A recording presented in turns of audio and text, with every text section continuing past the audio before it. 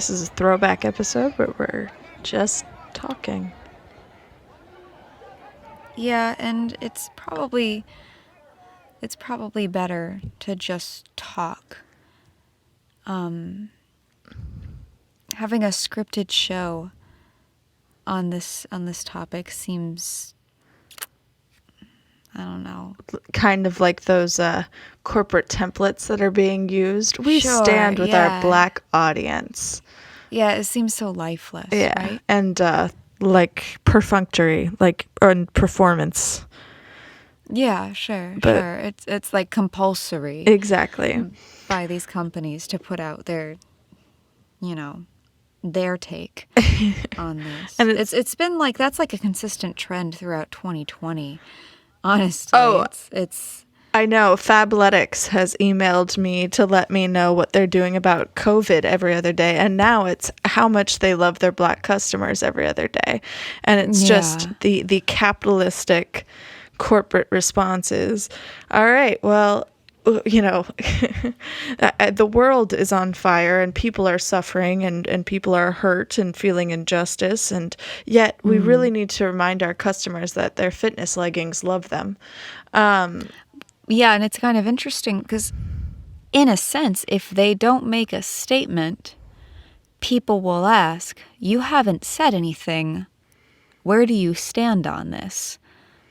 For sure. But then you have the oversaturation of it where, Sure, yeah. for example, on Tuesday it was Blackout Tuesday, I think, where I saw some of the most of this, where every single company was using basically the same words.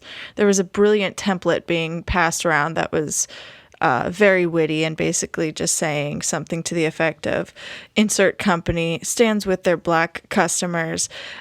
We believe that, find insert way to say all lives matter without saying all lives matter, and it's really so formulaic, and it takes any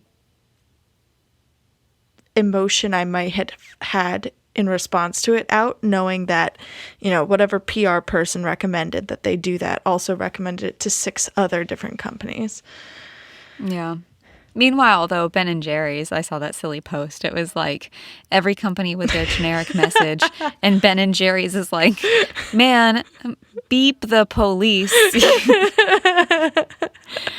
We have to take down racial injustice. Our new ice cream is called Beep the Police. It's got blueberries. Just, But that's very typical Ben & Jerry's, and I love that. But I do appreciate certain companies that are like actually putting their money where their mouth is, and it's not some vague promise to stand by their their black audience customers, whatever. They're actually saying, hey, we donated $4 million. Thanks, Lego. Disney very quickly donating millions of dollars so that we forget that the CEO of Marvel donated $360,000 twice a year for the last 4 years to Donald Trump's campaign. oh, no. Oh, yeah. Oh, yeah. Oh. Disney's doing a whole lot of damage control for that one. But, the ones that are actually trying to help and doing their best, I think, are the ones that are standing out amid a sea of mediocrity. Sure.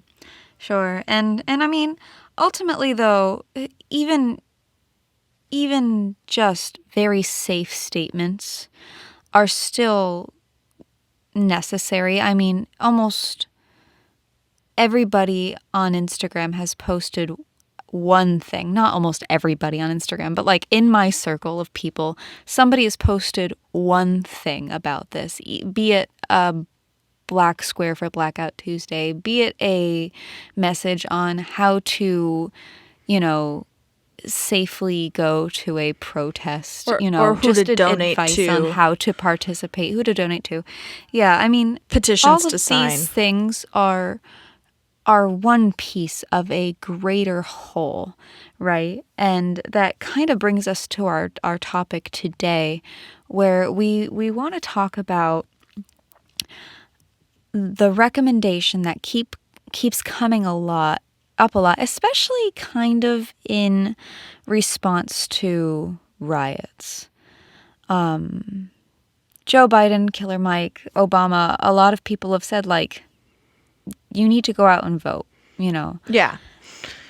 Yeah. It's the kind of the alternative medicine to what ails us, aside from, the action that everyone is taking. And it's, I guess, the safe medicine. It's the thing they can say that isn't a mistake.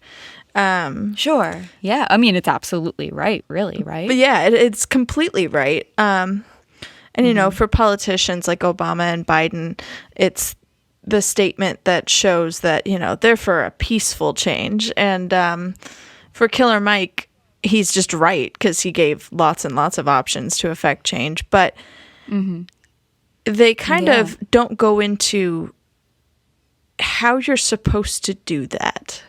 And I don't mean going to the voting booth and voting, because that's just, aside from transportation or depending on your state's ID requirements, it's not a complicated process.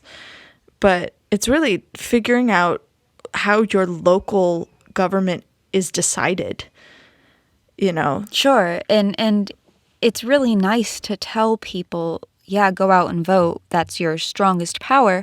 When my ability to go do that is present, and in some ways it's present because of privilege. You know what I mean? Like, I don't deal with people trying to stop me from voting. But my ability to do that is absolutely limited by my literacy and understanding of how that system works. And I am embarrassed, but still going to admit that up until last week, I had very little knowledge of how, like, our local government functioned and how I could actually get in there and make change. And in doing the research and figuring out how to do this, I realized that it's, like, purposefully difficult to navigate. Oh, absolutely. And I mean, how much of our local government's processes are actually advertised by our local government? I didn't know who my commissioner was until the BBC shared a clip of him that went viral during the COVID-19 beginning of the policy changes, him losing it on my mayor. And it's like, well, I should have known who he was. Clearly, he's advocating for me, but I had no idea who this man was. I didn't know what a commissioner truly, did. Yeah. And then you're referring to Omari Hardy, who's a boss, and I suggest everyone look him up. I mean, we'll post the video in the linear notes. It was a couple months ago, and it was when this city of commissioners and people in the county got together to talk about how they were going to respond to COVID, and Omari Hardy was very upset with the perceived and present the city failures to action. Yeah, among that, the city still charging for utilities upon widespread loss of jobs, and yeah, and he's in one sense it is very funny that it took another country's news channel for you to see your own city commissioner and know who it is. I was literally like, what? Lake Worth Beach? What are you doing there? Florida, you're not allowed to be in the news. What are you doing? No, you're grounded. Stop it. But yeah. Yeah. But I was made aware that he's awesome and I'm going to be following his career. But then it occurred to me, well, how many local politicians are advocating for me that I don't know about, that I want to support, whose careers maybe as a community we could push further? And then how many people aren't? How many people are kind of like who he was opposed to, who aren't looking out for me, and I should be more involved in the decision-making process. The other thing is, how do you find out when they aren't? Yes, exactly. And that's kind of brings me to my biggest one. When Killer Mike, we'll lay in the clip so you can hear him talking. thing is making sure you exercise your political bully power and going to local elections and beating up the politicians that you don't like. You got a prosecutor sent your partner to jail and you know it was bullshit, put a new prosecutor in there. Now's your election to do it. You want a different senator that's more progressive, that promotes marijuana through, now is the time to do that. But it is not time to burn down your own home. Beat up politicians you don't like. Vote a prosecutor out of office. Okay, so vote a prosecutor out of office. So that's a great idea. Now you need to figure out when prosecutors are, up for re-election. So you have to be able to navigate finding out that information.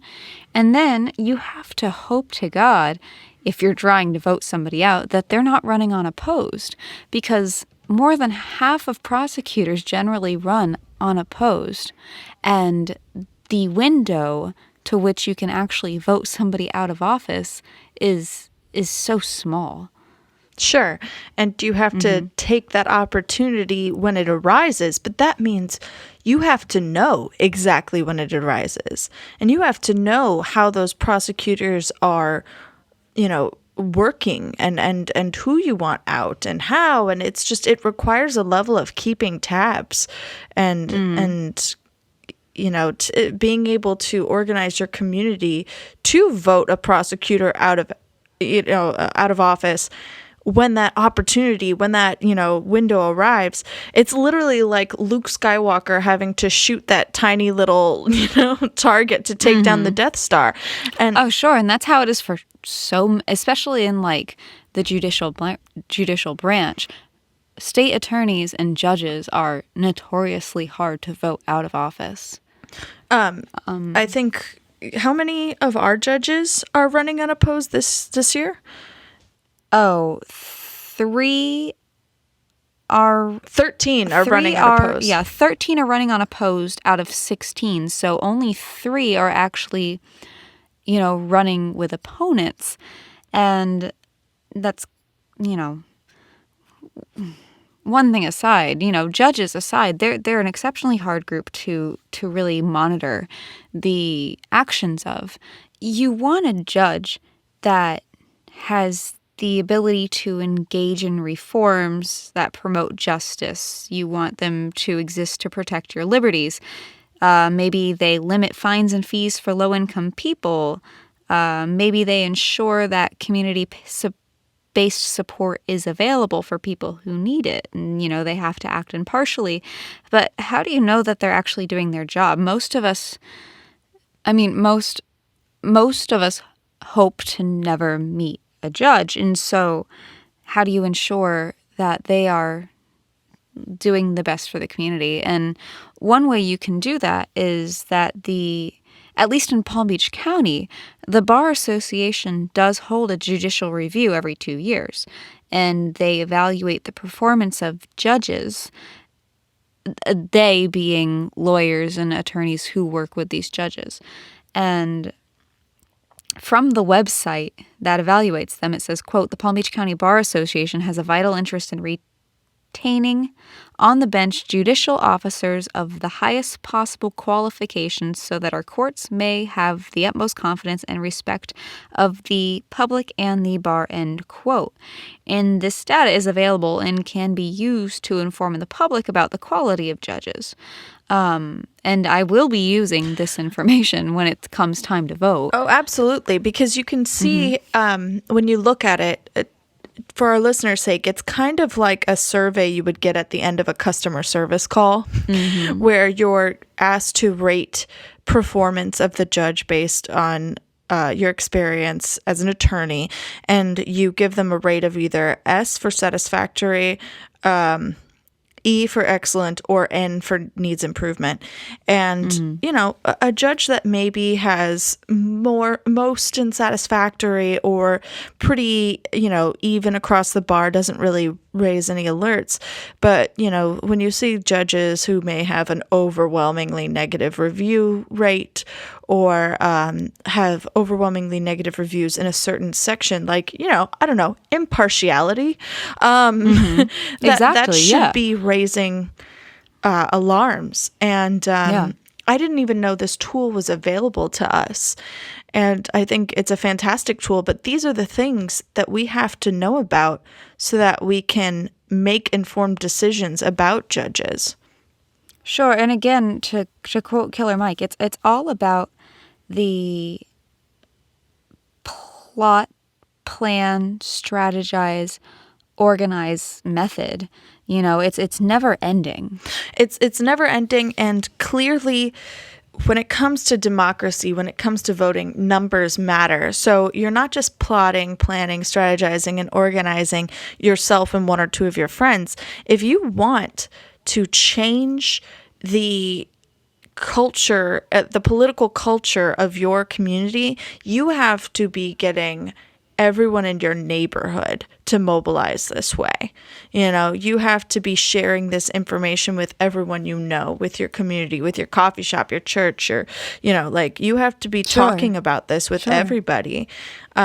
Because it's not widely spread. And if you want to succeed the way Killer Mike is saying you should, it's how you gotta do it, Sure. And I think, though, ultimately the biggest issue still runs into literacy in navigating the process.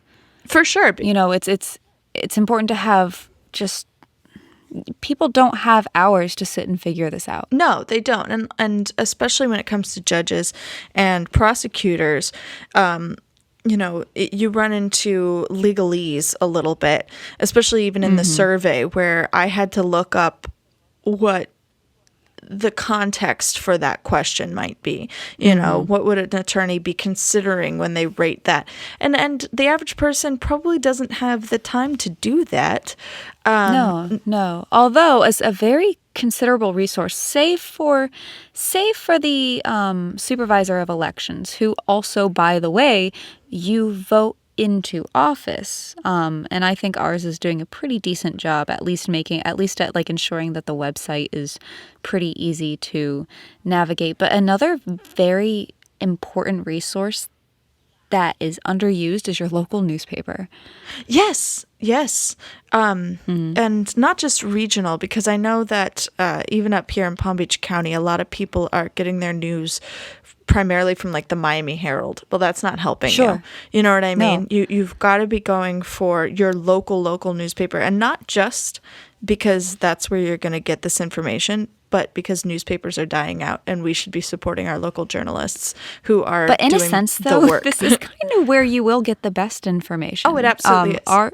Ours is the Palm Beach Post, and the Palm Beach Post, before every election, will do a lot of the heavy lifting for you and go through each candidate and talk about what their interests are and what they're trying to achieve. And they'll even do not say negative things, but when one of the judges in the Bar Association review had a really bad review, the Palm Beach Post interviewed him, and it's in the newspaper.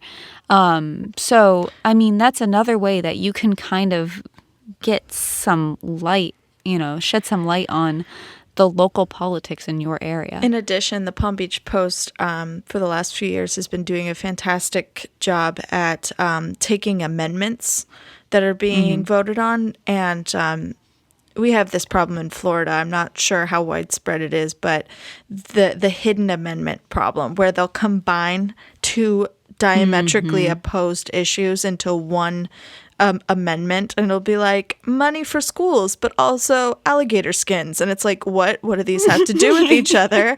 Yeah. And the Palm Beach Post does a really good job of translating some of the legalese, some of the tricky aspects of how those amendments are written, why they might be paired together, and really doing a good job of helping people vote for amendments in an intelligent, informed way. So thank you, Palm Beach Post, for that. Yeah, I found them to be a really useful resource as I've been trying to compile my research on people running in the November elections. Something else I really wanted to bring up, because it ties into the local government research, and it was Obama's quote on Instagram. He had posted a series of pictures, and I'm just going to read the quote real quickly. He says, quote, "The elected officials who matter most in reforming police departments and the criminal justice system work at the state and local levels. It's mayors and county executives that appoint most police chiefs and negotiate bargaining agreements with police unions. It's district attorneys and state attorneys that decide whether or not to investigate and ultimately charge those involved in police misconduct. In some places, police review boards with the power to monitor police conduct are elected as well." End quote. And to kind of unpack a couple of those, There's a lot going on in that a couple of those quote. points, yeah. I think we should start first with talking about mayors and county executives. And we talked a little about city commissioners. We had a city commissioner in 2015. Her name was Priscilla Taylor. She was trying to enact a police review board in Palm Beach County. Now, she was not successful, and this has not been achieved yet. But there is a police review board in Fort Lauderdale, and so it is something that does exist in the state of Florida. But that's something that is in the interest of the people. And if we want a police review board, we would be inclined to reach out to our city commissioner and ask them what they're going to do about it. For the record, my commissioner, Hardy, has already talked to Palm Beach County about it. Sure. I'm very proud of him. He posted some footage of him addressing the county issue this week, so it's very exciting. And I actually don't know if mine has. And my city commissioner, Dave Kerner, he's in a very interesting position. Dave Kerner is the mayor and city commissioner of he's the mayor of Palm Beach County and the city commissioner of my district. And he is in an interesting position where he has considerable influence and responsibility regarding the issue of police accountability. And this is where really knowing who you're voting for kind of comes in handy. He was a police officer. So his... that makes it's very curious. Exactly. He's in a very unique position to navigate working with police unions, navigate, the institution of police review boards. But at the same time, I don't know what his opinion on those things is. Exactly. Is he maybe not inclined to do so? And that would be something I would have to actually email him and ask, or look at his track record and find out. And Obama also mentions state attorneys, and I do want to talk about our state attorney in particular. Our state attorney was the attorney who charged the officer Newman Raja with manslaughter by culpable negligence and attempted first-degree murder with a firearm in 2015 for the killing of Corey Jones. And because as a result of him charging that officer, he's now spending 25 years in prison. And that's the first time in 30 years that an on-duty deputy has been prosecuted for murder in this county? Yeah, which is, I don't know if that is by nature of chance or negligence. I don't know. But I do know that our state attorney has been in since 2012, I believe. Or maybe it was 2016 he was elected. But the point is that he brought those charges forward. And that's the energy we want in response to police violence and deaths at the hands of the police. You want somebody who's going to hold them accountable. So It does make me more inclined to vote for him again, especially in response to these things. Sure, yeah. There are, I think, 6 state attorneys that are up for re-election with opposition in the state of Florida this voting cycle, and those are the people you want to look into and see the way they have responded to acts of police violence. And so you see the kind of influence they have, especially over, what we're trying to achieve and the changes we're trying to make. But, it's so frustrating because, you want to vote out the bad eggs, you want to get rid of these people and say, no, let's put the right ones in place and let's make them do what we want, what's best for our community. But when your opportunities to do so are so few and far between because they're running unopposed, it's enraging. Sure. And not to mention, like, running unopposed is one thing, but also as a community member, like, the ability to buy into elections can also be cost prohibitive. Oh, sure. Yeah. It's what, $6,000 to run for commissioner? Sure. City commissioner, it's $6,000, and so... And that's just getting on the ballot. Yeah, exactly. That's not even, counting how many flyers and yard signs you're going to have to make. Exactly. But it is frustrating because to see the community change we want to see, you do have to start at the local level. But it is tough to start at the local level and actually see things happen. And I think maybe that may be one of the reasons, we're so drawn to visual activism, right? Where we're posting things on social media and we're disseminating information that way because it's much easier to do that. And it's important to do that, let me say. But it is easier to do that. And we're drawn to go to protests because it's easier to show up somewhere and show how you feel. Voting, I think, is one of the more difficult but necessary methods of activism because, one, it's purposefully difficult, right? Yeah, there are people trying to make it hard, especially for marginalized communities. Exactly. And then you run into issues of like, okay, if voting day is this day and you can't get there, right? Mm-hmm. Or you can't find out information about the candidates because, you can't afford to subscribe to a newspaper or you can't afford the internet. Or your state won't do mail-in ballots or early voting or, any of those things that help people who maybe work two jobs or work shifts that are difficult to, go and vote with. There are physical, there are economic, there are political barriers to keep you from actually voting on top of you just not knowing who is running. Yeah, and what any of the information means. But I think something you and I were talking about is just building that community motivation. Sure. And especially right now, we have unemployment rates that haven't been seen in this country since the Great Depression. People are angry about police violence, angry about the deaths of George Floyd, Ahmaud Arbery, and Breonna Taylor. They are angry about the inaction for the pandemic and its response and the checks that, half the population still hasn't gotten. So people have that energy. People want to do something.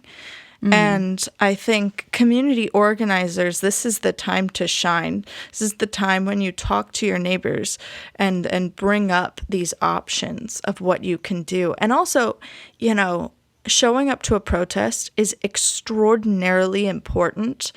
You make an incredible statement and it's necessary, but showing up to city council meetings is just as much of an important action as showing up to a protest. It is an act of protest. If your city council is voting for something that you and your community is opposed to, they need to protest at the city council meeting. You need to be sitting in. They need to feel your eyes on them because they thrive off of your apathy. They get away with what they want when you don't care, when you don't see it, when you are uninformed. And exactly. This is the time when, unfortunately, a lot of us have time on our hands. A lot of us have the time to really look into it and to show up virtually in a lot of cases. I know the city of Los Angeles just had a very tumultuous city council meeting where citizens could get in on that Zoom call. They could have their time that they would be entitled to at a physical meeting, but through a Zoom call. So those options are still available to you. And But I think the point you just made, the powers that be will always take the path of least resistance. And unless you are fighting for your own rights, they aren't going to come. Yeah, and no one is going to make it easy for us to make these changes we want made in terms of policing, in terms of, equality for Black Americans and many other minorities. These changes are not going to happen unless we demand it, and it's going to have to be all of us, and because the Black community has been trying for a very, very long time, and we all need to show up, and we need to show our politicians that the path of least resistance is doing it, is making this change. That's what they need to do, is just go with it. Because otherwise we'll just keep showing up and being loud. Either in the voting booth or in the city council meeting or in the town square.